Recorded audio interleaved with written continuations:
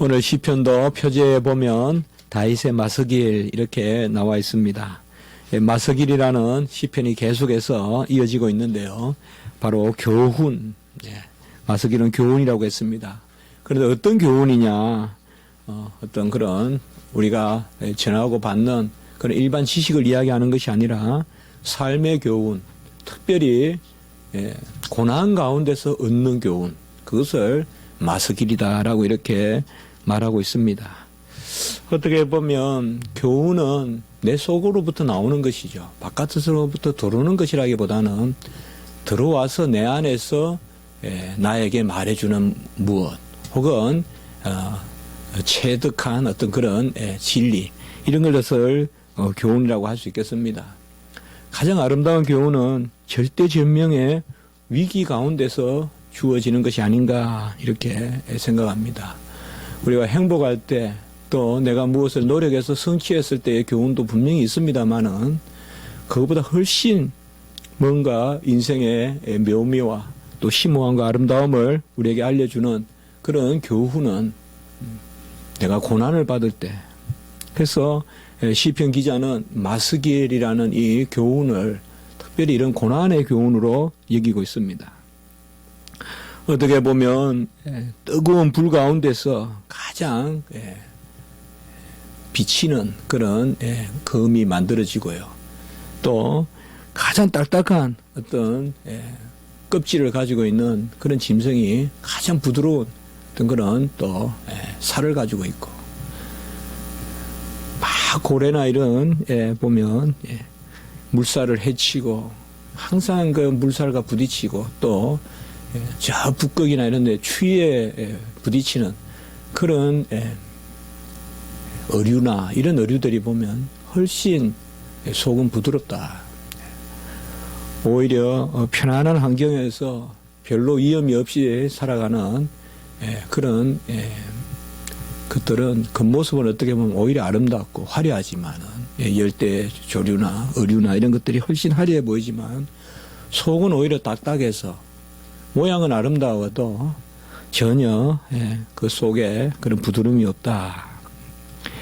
껍질이 단단한 그런 어떻게 보면 추하기까지 한 가장 추한 어떤 그런 막 흙이 묻어 있고 막 보면 군더더기가 붙어 있는 그 가운데서 바로 옥이 나오죠. 그 안에 이제 옥이 있는데요. 어떻게 보면 삶은 이런 것이 아닌가라고 우리가 한번 생각해 봅니다. 절대적 삶의 진리는 어떻게 보면 결론적으로 우리가 기납적으로 본다고 해도 고난이 없이는 최소한 배우기는 하되 나로부터 얻어지는 교훈은 없지 않는가. 그러니까 내가 나로부터, 내가 나에게부터 얻는 교훈, 달리 말하면 살면서 배우는 삶의 교훈, 내가 살면서 배우는 삶의 교훈, 그러니까 내가 살아야지 배울 수 있는 교훈, 누가 가르쳐 주는 게 아니라 내가 살면서 배우는 삶의 교훈, 이것은 고난을 통하여서 주어지는 그런 교훈이 아닌가, 이렇게 우리가 생각을 해봅니다. 하나님의 뜻은 우리의 지혜와 지식에 부요함까지 자라는, 그래서 머리이신 또 진리이신 그리스도께서까지 자라가는 것을 하나님이 우리에게 원하십니다. 그러므로 어떻게 보면 구원의 완성은 지식의 완성이라고도 할 수 있습니다.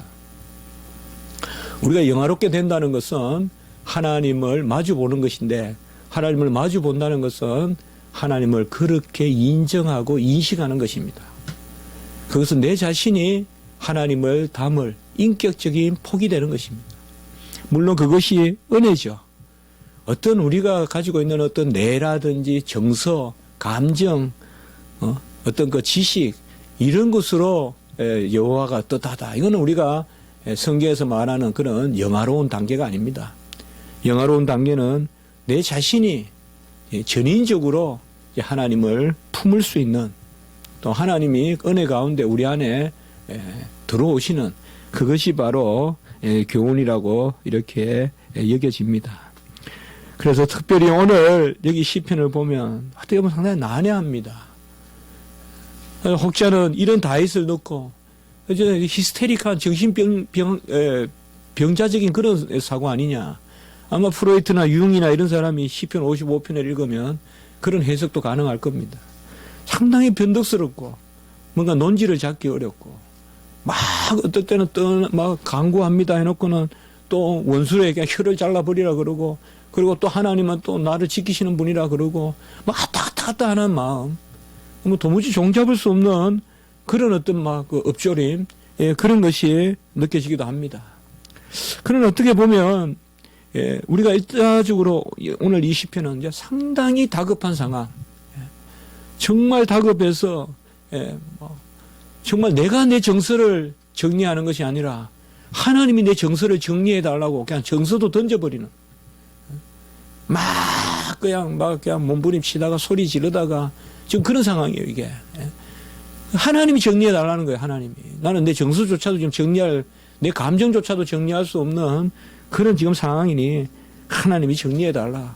전부 다 던지는 거예요 정말. 감정의 주체, 정서의 주체가 내가 아니다. 하나님이 이거 책임져 달라. 하나님이 맡아 달라. 어떤 그런 것을 우리가 볼 수가 있습니다. 그래서 본 시편은 어떤 해석을 가하기보다 그냥 쭉 읽으면서 우리 자신도 이런 연약함이 있고 우리 자신도 이런 모습 우리가 기도하다 보면 때는 웃기도 하고 울기도 하고 뭐 일부러 그런 것은 아니지만 진짜 우리가 은밀히 하나님 앞에 기도할 때 그런 모습이 되거든요. 울다 하거든요. 어떤 그런 것들이 느껴지는 어떻게 보면 가장 본연적인 우리의 모습이라고 할까요? 하나님 앞에서의. 뭐 본 시편의 배경에 대해서는 정확하게 알 수는 없습니다. 우리가 지난 주간에 54편은 그 시편의 배경이 아주 뚜렷했는데요. 오늘 55편은 역시 사울에게 쫓겼을 때 썼었다고 보는 경우도 있고 아들 압살롬에게 쫓겼을 때 썼던 것이다라고 이제 보는 견해도 있는데요.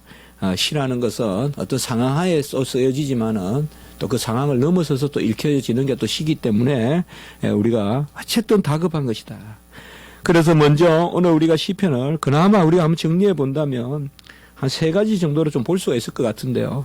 첫 번째는 이 시편 기자의 지금 처지가 어떠한가 이것을 우리가 한번 생각해 볼 수가 있겠습니다. 2절에 보면 내가 근심으로 편하지 못하며 탄식하오니라고 이렇게 되어 있습니다. 근심함으로 말미암아 편치 못하고 탄식하오니 이게 바로 이 시편 기자의 마음인데요.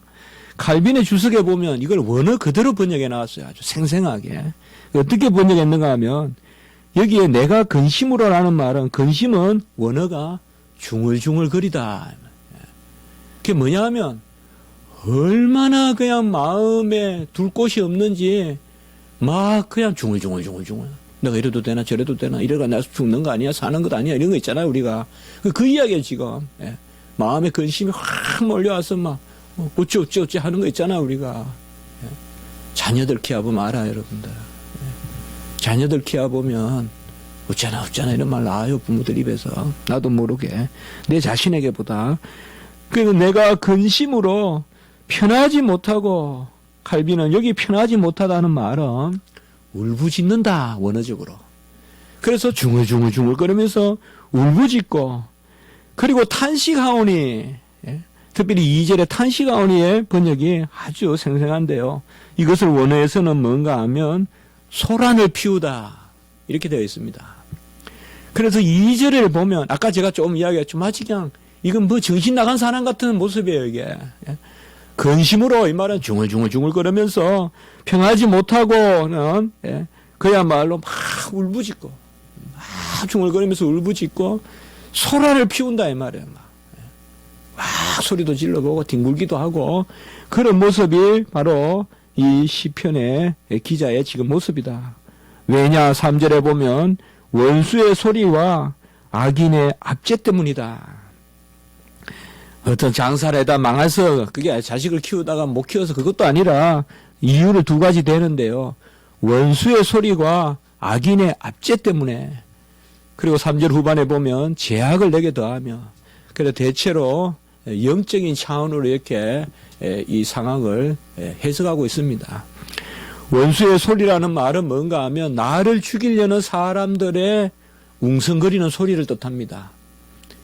그러니까 칼을 가하는 소리예요, 원수들이. 그러니까 원수의 소리가 있는데 이 원수는 그야말로 병사로서의 원수일 수도 있지만은 이어지는 말씀에 보면 악인의 압제다. 그래서 칼빈의 시편의 항상 특징은 보면 현실적인 삶의 어떤 그런 갈등이라든지 그런 삶의 어떤 어려움 이런 것들을 영적으로 해석해 본다는 거죠. 그러니까 어떤 하나님 편에서 하나님을 의지하는 그런 백성으로서의 의인, 절대 내가 잘나서 의인이 아니라 하나님을 의지할 줄 아는 의인과 하나님을 멀리하는 악인과의 어떤 그런 갈등, 혹은 좀 심하게 생각하면 투쟁, 그런 것들을 항상 시편 기자는 이 삶 가운데서 일어나는 일을 그렇게 이제 해석해 가는 건데요. 예. 결국 그게 우리 인생의 장이라고 보는데 여기도 보면 바로 그런 것입니다. 그래서 근심으로 편하지 못하고 탄식한다 이 말은 바로 악인들이 도무지 걷잡을 수 없이 군사들을 모아서 웅성웅성거리면서 원수들이 소리를 내고 악인의 압제 때문에. 그리고 오늘 4절의 말씀에 보면 내 마음이 내 속에서 심히 아파하며, 2절에서 아까 금방 우리가 보았듯이 근심으로 편하지 못하고 탄식하고, 4절에는 보면 내 마음이 심히 아파하며 사망의 위험이 내게 이르렀도다라고 이렇게 말하고 있습니다. 우리가 이 구절을 보면 금방 한 가지 말씀이 떠오르죠. 우리 주님께서 겟세마네에서 기도하실 때 고민하고 슬퍼하사 말씀하시되 내 마음이 매우 고민하여 죽게 되었으니. 우리 주님께서 겟세마네에서 그렇게 말씀하셨다. 고민하면서 또 슬퍼하면서 내가 얼마나 큰 고민이 있는지 죽게 되었으니. 오늘 여기도 4절에 보면 내 마음이 심히 속에서 아파하여서 사망의 위험이 내게 이르렀도다. 우리가 겟세마네에서 예수님의 죽게 되었다는 것을 특별히 우리가 영혼의 고통으로 이해하거든요. 분명히 죽음은 고통이 있습니다. 죽음은 편안한 게 아니에요. 어떤 그런 평화로운 죽음이라는 것은 거짓말이에요. 죽음은 분명히 죄의 값이고 죄의 값으로서의 죽음 그 자체는 육체의 고통이 아니라 영혼의 고통이 따르는 거예요. 우리는 무슨 살을 베고 무슨 검으로 찌르고 하는 그런 고통이 죽음의 고통이라 생각하기 쉬운데 그것은 육체가 당하는 것이고 죽음은 영혼이 떠나는 거예요, 육체를. 죽음에는 고요한 고통이 있어요, 여러분들. 믿는 우리 백성도 이 죽음의 고통을 잘 받아들여야 돼요. 분명히 죽음에는 고통이 있어요. 육체적인 말. 아무리 편안히 죽어도 영혼의 고통이 따르는 거예요, 죽음에는. 육체의 고통이 아니에요, 죽음의 고통은. 영육의 분리의 고통이기 때문에 영혼의 고통이에요. 그 영혼의 고통, 죄의 값을 치르는 클라이막스가 바로 죽음이에요. 그 단계는 질병이고요. 그래서 그 가운데서 예수님께서 십자가의 죽음을, 우리의 죄를 대신 가져가시는 그 죄인의 죽음, 정말 여전한 죄인으로서 얼마나 그 죽음은 고통스러운 거예요. 여러분들, 내가 죄인으로서 내 존재가 소멸된다는 전혀 안식에 대한 또 영혼에 대한 그런 소망이 없는 죽음, 우리가 아무리 생각해도 얼마나 고통스러운 거예요, 여러분들. 철학자들은 그것을 다 가장하고 그걸 넘어서 있다고 하고 하지만은 진실은 그는 속이는 거거든요, 분명히. 속이는 거거든요. 우리가 사르트르나 이런 책에 보면 그건 느껴지거든요. 애써서 무시하려고 할 뿐이지 그것을 어떤 이해한다거나 그건 아니거든요. 죽음을 넘어선다거나. 오늘 여기도 보면 바로 그겁니다. 내 마음이 내 속에서 심히 아파하며 사망의 위험이 내게 이르렀다. 이것이 바로 예수 그리스도의 그런 영혼의 고통, 그 영혼의 극심한 고통을 또한 말하고 있고요. 5절에 보면 두려움과 떨림이 내게 이르고 공포가 나를 덮었도다. 두려움과 떨림과 공포를 여기서 또한 말하고 있습니다. 지금 시편 기자가 누굽니까? 골리앗을 죽인 다윗입니다. 이 사람이 무슨 용맹이 없어서, 마음의 담대함이 없어서, 특별히 무슨 심령이 연약해서 아닙니다. 다윗은 충분히 강건한 사람이에요. 상당히 담대한 사람입니다. 그런데 여기 5절에 보면 두려움과 떨림이 내게 이르고 공포가 나를 덮었도다라고 이렇게 말하고 있습니다. 우리는 이 땅에서 두려움과 떨림과 공포가 없지 않습니다. 키엘케고르는 두 주제를 붙들어서 그의 철학을 전개하는데, 실존 철학을. 하나는 절망이라는 개념이고 하나는 공포라는 개념입니다. 전율, 공포와 전율, 또 절망, 이런 주제를 가지고 기독교인들의 실존적인 삶을 분석하려고 노력해 봤습니다. 물론 정통신학과 많이 배치되는 부분도 없잖아 있지만은 어쨌든 키엘케고르가 그래도 우리에게 끼친 선한 영향은 이 땅에서 기독교인도 분명히 절망하는 존재라는 거예요. 그리고 분명히 공포와 전율 가운데 뜨는 존재라는 거예요. 그것을 솔직하게 이야기한 거예요. 뭔가 기독교인들은 공포도 없고, 기독교인들은 떨림도 없고, 전율도 없고, 기독교인들은 절망도 없고, 아니라는 거예요. 오히려 기독교인으로서 진정하게 느끼는 절망이야말로, 그것이야말로 바로 진정한 절망이라는 거예요.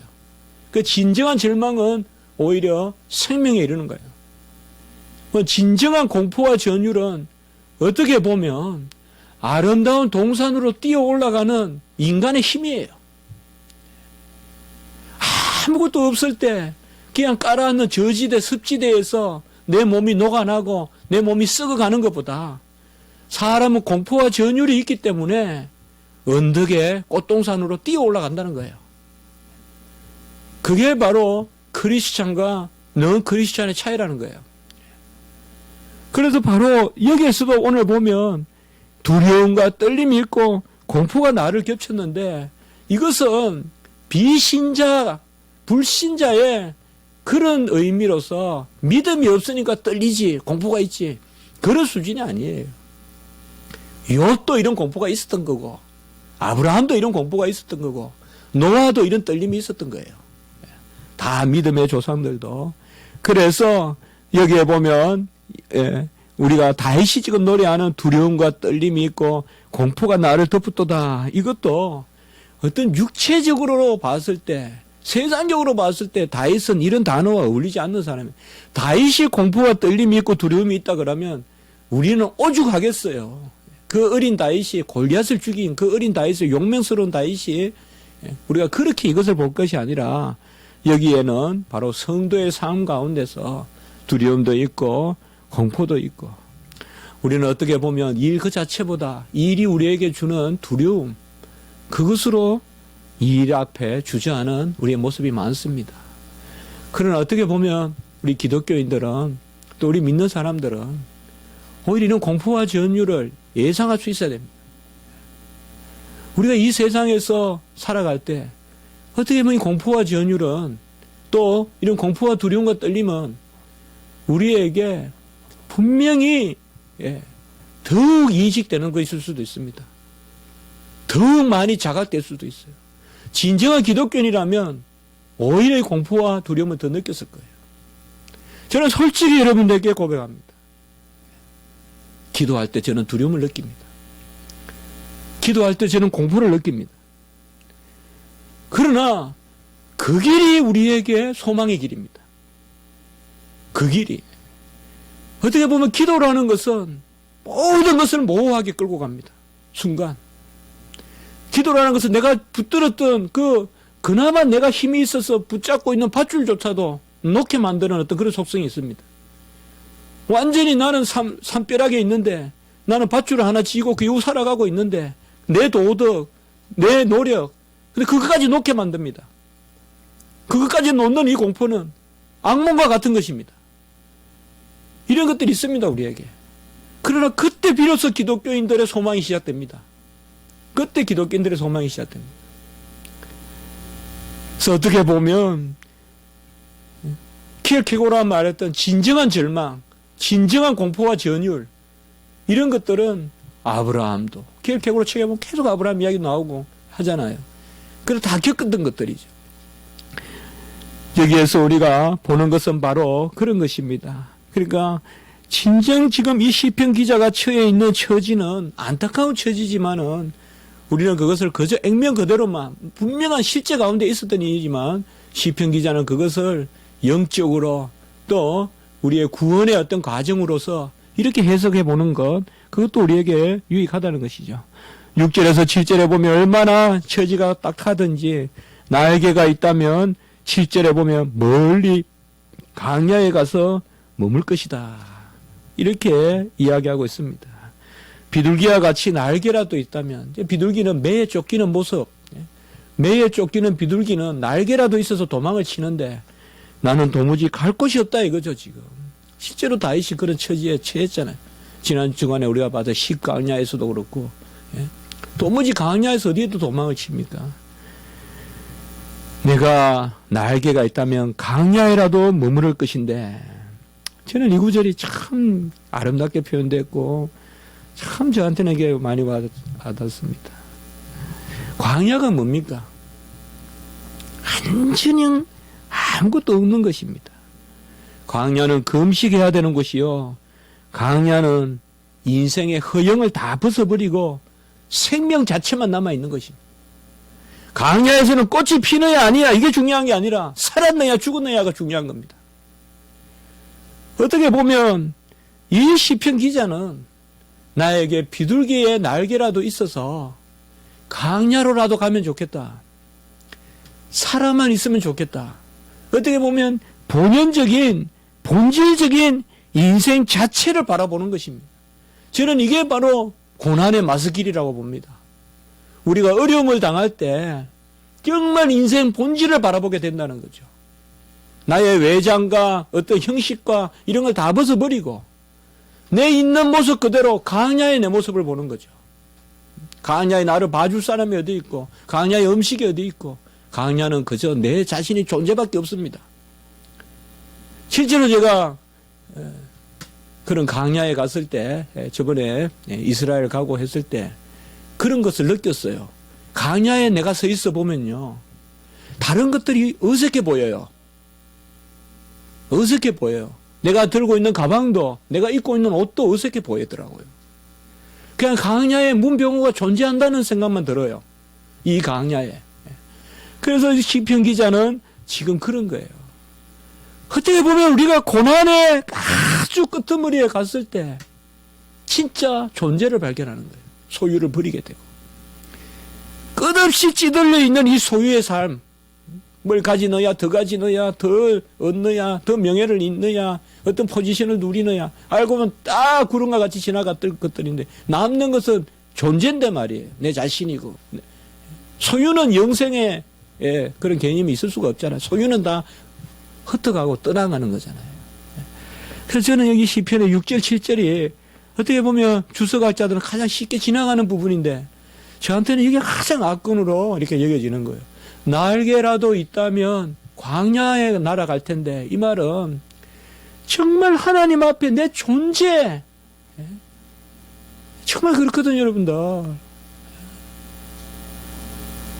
제가 지난도 말씀드렸지만, 미국에서 영국 유학 갈 때 가방을 잃어버리니까, 돈가방이고 뭐 돈도 얼마 없었지만 잃어버리니까 애들이 귀한 게 보이더라고요. 애들이 귀한 게.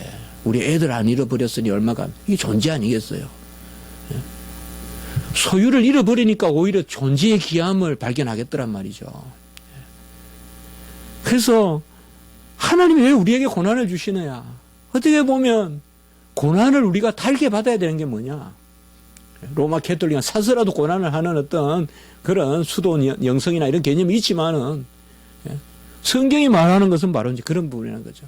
우리가 고난을 통하여서 하나님과 나와의 존재적 관계, 본질적 관계에 들어가게 된다는 거죠. 나머지는 전부 껍데기입니다, 사실은. 더 받았니, 덜 받았니, 어떤 일들에 대해서 하나의 그것은 가정일 뿐이고요. 10절에서 14절의 말씀에도 보면 원수가 주야로 성벽에 다니고 성중에 죄악과 재난이 있고 라고 이렇게 말하고 있고요. 10절에서 14절에 보면 성중에 다닌다는 말은 대놓고 할보한다는 것입니다. 옛날에는 죄인들이 부끄러워할 줄 알았는데 이제는 그냥 대놓고 그냥 죄를 저지른다. 이런 분위기가 있습니다. 우리 교회에도 있고요. 무슨 법만 지키면 된다 생각하고 막 그냥 이야기하는데, 특별히 12절에서 13절에 보면 나를 책망하는 자가 원수가 아니라, 원수라면 좋겠다 이 말이에요. 원수라면 참을 수 있겠다 이 말이에요. 나에 대하여 자기를 높이는 교만한 자가 내가 미워하는 자면 좋겠다. 그런데 13절에 보면 내 동료요, 친구요, 친우가 나를 대적한다 이 말이에요. 지금 이게 이제 우리가 어려운 구절인데, 누굴까? 다윗에게 대적했던 친구가 누굴까? 이제 그렇게 우리가 보는데요. 어쨌든 바로 이러한 절박한 상황을 이야기하고 있습니다. 가장 내가 믿었던 친구, 가장 내가 믿었던 동료가 나를 대적하고 나에게 나를 업신여기고 이렇게 나타나더라 이 말이요. 그래서 나는 이것을 참기가 어렵다. 그리고 그들은 어떠한 사람이냐? 21절에서 보면 입은 우유기름보다 미끄러우나 마음은 전쟁이요. 말은 우유기름같이 아주 미끌미끌하게 하지만 속에는 그냥 전쟁하는 마음이 있고, 말은 기름보다 부드러우나 유하나 실상은 뽑힌 칼이로다. 이렇게 지금 노래하고 있습니다. 이것이 이제 우리가 조금 길게 봤는데 다윗이 지금 처한 상황입니다. 두 번째 크게 잠깐만 본다면, 이러한 다윗이 처한 상황 가운데서 다윗은 어떤 심령을 가지고 있었느냐. 1절과 2절에 보면 바로 기도하고, 내가 기도에 귀를 기울이시고 간구할 때 숨지 마시고 내게 굽히사 응답하소서라고 이렇게 역시 사명으로 세 구절로 강조하고 있습니다. 내 기도에 귀를 기울여 주시고 내가 간구할 때 숨지 마시고 내게 굽히사 응답하소서. 이렇게 생각하면 됩니다. 물에 빠진 사람이 행인이 있어요. 구해주십시오, 구해주십시오 하는 그 모습을 떠올리면 돼요. 내 목소리 들어달라, 귀를 기울이시고, 그리고 숨지 말라 이 말이에요. 내가 지금 도와달라 하는데 그냥 모른 척하고 지나가지 말라. 그리고 굽히사 응답하소서. 허리를 굽혀서 나를 건잡아 내달라 이 말. 끄집어 내달라. 지금 그런 것을 우리가 생각해 보면 될 것 같아요. 하나님이여, 내가 지금 물에 빠졌으니 못 본 채 지나가지 마시고 내 이 애치는 소리를 들어주시고 주여 허리를 굽히사 나를 끄집어내 주시옵소서. 그렇게 기도하고 있습니다. 절박한 기도 아니겠어요? 물에 빠진 사람이 하나 지나가는 걸 보고 살려주세요, 살려주세요. 못 본 채 하지 말고 손만 내밀어 주세요 하는 그 마음으로 지금 기도하고 있고, 그리고 17절에 보면 저녁과 압침과 정오에 근심하여 탄식하리니 여호와께서 내 소리를 들으시로다라고 이렇게 말하고 있습니다. 오늘 시편은 저도 조금 이렇게 산만하게 정리하고 있는데요. 본 시편은 저는 그렇게 생각해요. 정리하려고 할 필요 없고 그냥 읽으면 돼요. 계속.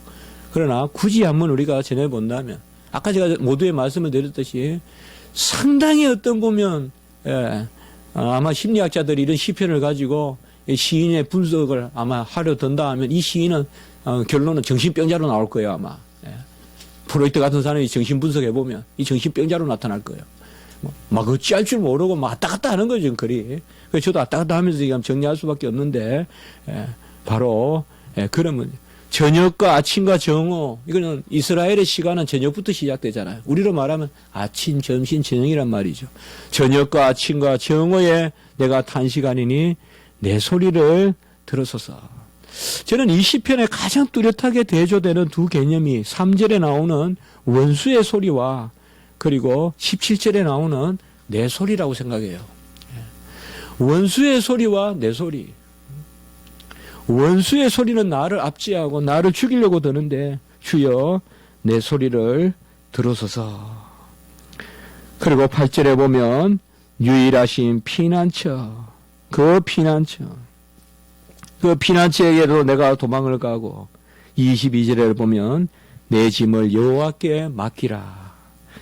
이런 것들은 굳이 우리가 해석해 본다면 수고하고 무거운 짐 진다더라 다 내게로 오라. 우리에게 유일한 피난처이신 예수 그리스도. 우리가 시편은 하나의 기독론적으로 좀 읽어야 될 필요가 있어요, 여러분들. 어떤 특정한 시편만 예수님을 많이 뜻한다. 뭐 2편, 22편이나 어떤 110편, 45편, 이런 46편 그런 것만 우리가 너무 생각할 게 아니라 시편은 군데군데 메시아 예언이 들어있어요. 시편은. 아까도 우리가 봤다시피 그의 영혼의 고통 있잖아요. 번민하여 내가 죽게 되었사오니. 그런 말씀들은 우리가 분명히 시편하고 인용을 해야 돼요. 연결시켜야 돼요. 여기도 또한 마찬가지입니다. 내 소리를 들으시고 내 생명을 구원하소서라고 이렇게 말하고 있습니다. 세 번째 크게 본다면 이제 첫 번째는 그가 얼마나 절대절명의 그런 위기에 처하여 있었는가. 그것을 우리가 좀 길게 살펴봤고 두 번째는 그의 심령이 얼마나 여호와를 간구하고 있고 여호와께 짐을 맡기고 또 여호와께 피난처를 삼는 여호와를 피난처로 삼는 그 모습을 볼 수가 있고요. 세 번째는 이제 사실상 그건 우리가 좀 깊이 생각해야 하는데 심판에 대한 인식이죠. 그러니까 하나님 편에 거하는 본인은 지켜주실 것이요 악인 편에 있는 자들은 멸할 것이다.